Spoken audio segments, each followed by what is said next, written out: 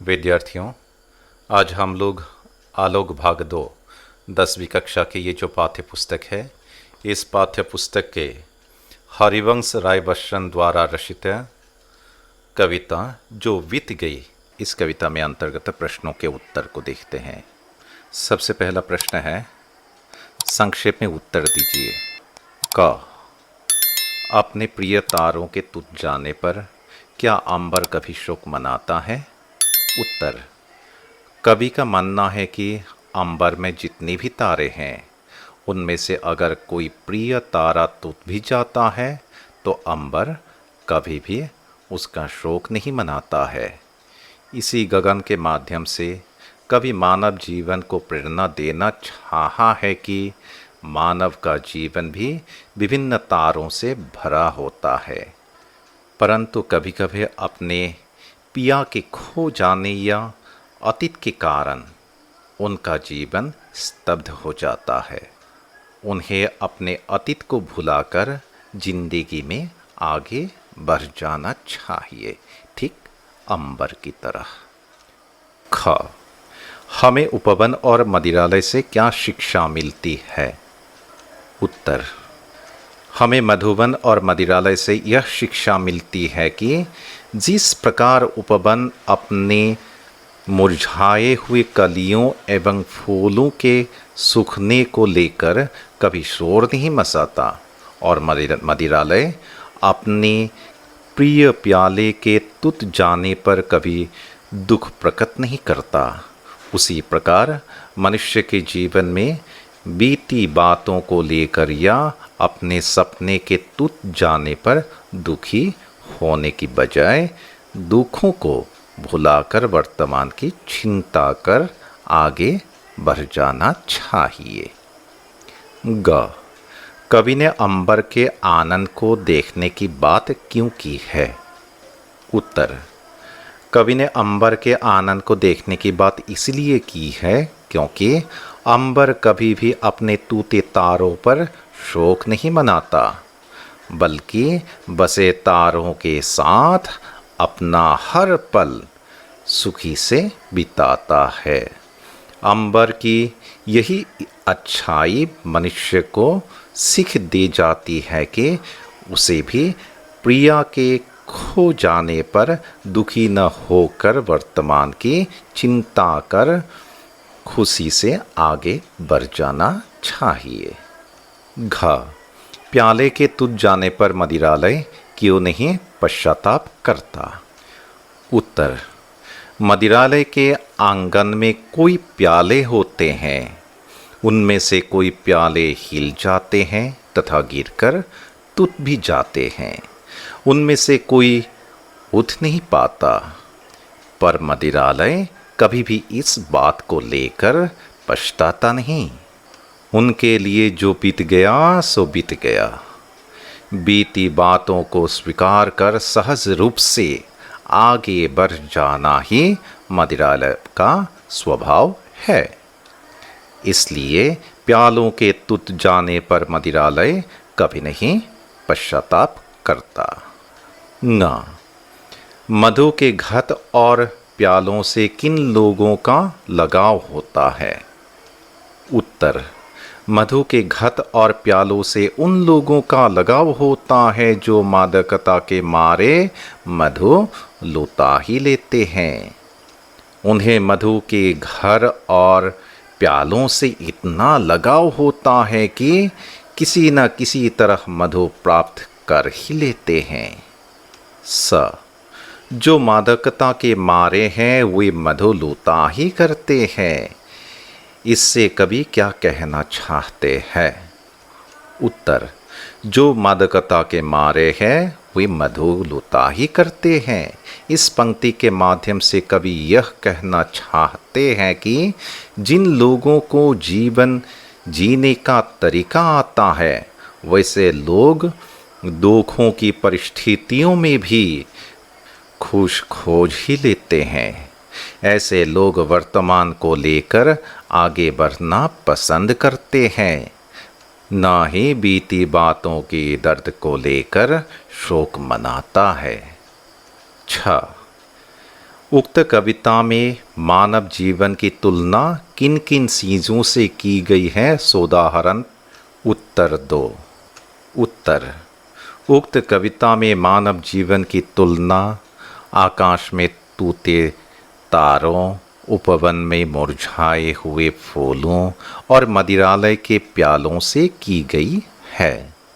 जिस तरह अंबर अपने तूते तारों पर कभी शोक नहीं मनाता, उसी तरह मानव को भी अपने अतीत को लेकर शोक नहीं मनाना चाहिए। कवि ने उपवन का उदाहरण देकर यह कहा है कि अपने प्रिय फूलों के मुरझाए जाने पर मधुवन कभी शोर नहीं मचाता। अतः मनुष्य को भी अपनी बीती बातों को भूलकर वर्तमान में जीना चाहिए। साथ ही साथ कवि ने मानव जीवन की तुलना मदिरालय से भी की है। जिस प्रकार मदिरालय के आंगन में अनेक प्याले हिलकर टूटकर बिखर जाते हैं, पर मदिरालय वैसा ही हमेशा चलता रहता है, उसी प्रकार मनुष्य को अपने बिखरे हुए सपनों को लेकर दुखी होने की बजाय वर्तमान को रंगीन बनाकर सुखी से जीना चाहिए। इस कविता से हमें क्या शिक्षा मिलती है? उत्तर, इस कविता से हमें यह शिक्षा मिलती है कि बीते हुए वक्त को भुलाकर वर्तमान की चिंता करनी चाहिए। हर एक के जीवन में सुख और दुखों का अनुभव अवश्य ही प्राप्त होता है, पर हमें बीते हुए दुखों को याद कर वर्तमान में उसका शोक नहीं मनाना चाहिए। मनुष्य ने कभी न कभी अपने प्रिय वस्तु या प्राणी को खोया ही होगा। जिस प्रकार आकाश अपने तारों के टूटने और पेड़ अपने फूलों के मुरझा जाने से कभी शोक नहीं मनाता, उसी प्रकार मनुष्य को भी अपने प्रिय वस्तु को खोने या उसको याद कर कभी शोक नहीं मनाना चाहिए, बल्कि जीवन के बाकी बसे हुए समय को सुखपूर्वक बिताना चाहिए। इसी के साथ साथ प्रश्नों के उत्तर हो गए। इसके बाद जो दूसरे प्रश्न है, सप्रसंग व्याख्या करो, तो इसको देखिए। व्याख्या কৰাৰ আগতে আমি কেইটামান কথা জানিব লাগিব, আৰু সেইকেইটা হৈছে কি সন্দৰ্ভ কেনেকৈ লিখে, প্ৰসংগ কেনেকৈ লিখে, আৰু ব্যাখ্যা মানে কি। তো প্ৰথমতে আছে সন্দৰ্ভ। সন্দৰ্ভত আমি কি কি লিখিব লাগে, কি যে কোন কবিতাৰ পৰা অনা হৈছে, কবিতাটোৰ নাম, আমাৰ পাঠ্যপুস্তকৰ নাম, আৰু লগতে লেখক বা কবিজনৰ নাম আমি লিখিব লাগে। সেইটো তেনেভাৱে আমি লিখিব লাগে। আৰু जो प्रसंग होते हैं, यानी যিটো প্ৰসংগ হয়, প্ৰসংগত আমি কি লিখিব লাগে, সেই কবিতাৰ অংশটোত কবিয়ে কি ক'ব বিচাৰিছে, যিটো অংশ আমাক ব্যাখ্যা কৰিবলৈ দিয়া যায়, সেই অংশটোত কবিয়ে কি ক'ব বিচাৰিছে তাক খুব কম শব্দৰ ভিতৰত আমি লিখিব লাগে। আৰু ব্যাখ্যা মানে হৈছে যিটো কবিতাৰ অংশ আমাক দিয়া হৈছে তাক আমি বিস্তাৰভাৱে ताक लिखिब लगे। सप्रसंग व्याख्या करो। तो इसके सबसे पहला प्रश्न है, जीवन में एक सितारा था, अंबर के आनंद को देखो। तो ये जो सब व्याख्या करने के लिए जो पंक्तियाँ दिए गए हैं, 20 की जो पंक्तियाँ हैं वो नहीं दिए गए हैं, लेकिन पूरी के पूरी जो पंक्ति हैं उनके भावार्थ को उनको व्याख्या करना है। उत्तर, संदर्भ।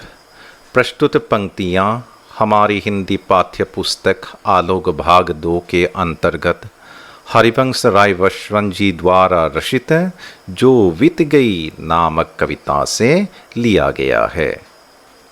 प्रसंग। इस पंक्तियों के द्वारा कवि अंबर का उदाहरण प्रस्तुत करते हुए मनुष्य को अपने दुखों को भुलाकर जीवन में आगे बढ़ने को कहा है। व्याख्या। मनुष्य के जीवन में कोई भी वस्तु स्थायी नहीं होता। पाना, खोना, मिलना, बिछोड़ना, जीवन मृत्यु आदि एक चक्र की तरह मनुष्य के जीवन में हमेशा चलती रहती है। जब भी मनुष्य अपनी प्रिय वस्तु को खो देता है तब वो दुखी होकर उसकी याद में जीवन व्यतीत करने लगता है। इसलिए कवि ने आकाश का उदाहरण देते हुए कहा है कि जिस प्रकार आसमान में अनेक तारों में से किसी एक तारे के टूटने पर आकाश कभी शोक नहीं मनाता, ठीक उसी प्रकार मनुष्य को भी अपनी प्रिय चीज या प्राणी के खो जाने पर दुखी न होकर जीवन को आगे बढ़ाते हुए उसका आनंद लेना चाहिए। दूसरे व्याख्या को देखिए। मृदु मिट्टी के हैं बने हुए, प्याली फूटा ही करते हैं। उत्तर। संदर्भ। प्रस्तुत पंक्तियां हमारी हिंदी पाठ्य पुस्तक आलोक भाग 2 के अंतर्गत हरिवंश राय बच्चन जी द्वारा रचित जो बीत गई नामक कविता से लिया गया है। प्रसंग। जीवन और मृत्यु के सत्य को दर्शाते हुए कवि उक्त पंक्तियों के द्वारा उपदेश देना चाहते हैं। व्याख्या। मधु के घट मिट्टी के बने होते हैं। मुलायम मिट्टी के कारण घट कभी न कभी टूटकर बिखर ही जाता है। ठीक उसी प्रकार मनुष्य का जीवन भी क्षण भर का होता है। कभी न कभी उसे भी यह संसार छोड़ना ही पड़ता है। इसलिए मनुष्य को इस वास्तव को स्वीकार कर लेना चाहिए, इसका दुख नहीं मनाना चाहिए। इन सभी प्रश्नों के उत्तर को आप सभी लोग अच्छी तरह से देखें, सुनें और तैयारी कर लें।